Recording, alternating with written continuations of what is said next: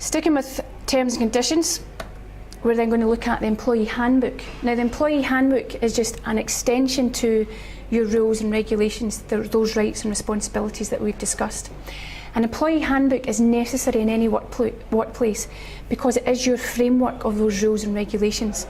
It allows your employee to know the expectations of them and their expectations of you as the employer in the workplace.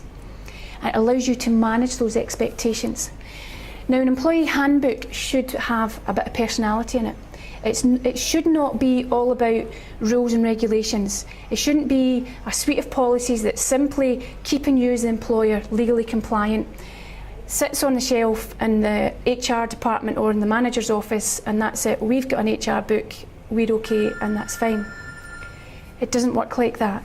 You should have an employee handbook that's got a bit of personality. It explains to your employees what you're all about, what your vision is, what your goal is, how you were formed, what your motivators are, and what ethos you want your company to be about and how you want your company to be recognised.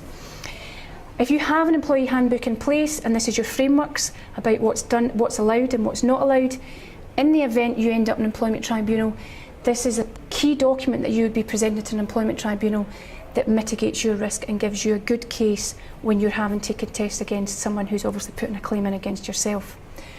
The next point that we've got relevant to an employee handbook is whether or not you make it a contractual part. And what that means is, when you're given out a contract of employment, do you tie the employee handbook, that could be 50 pages long or 100 pages long, obviously specific and only relevant, but do you make that contractual?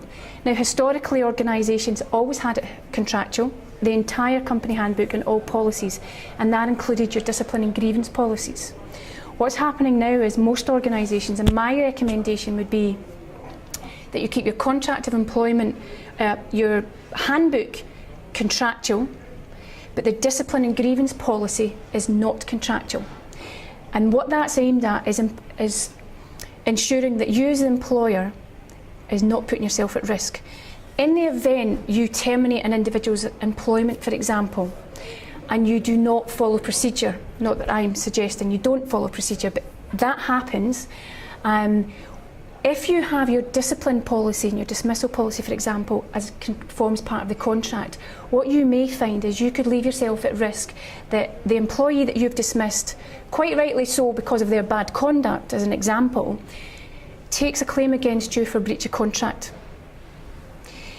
So the discipline and the grievance policies, I would recommend that that element is not contractual, but the rest of your employee handbook is contractual, in which case that's your policies, that's your rules and regulations, the do's and don'ts within the business. If you have an individual that then breaches that, then that's a breach of contract that they've committed, where you would then invoke that disciplinary policy and go through the policy from that point of view.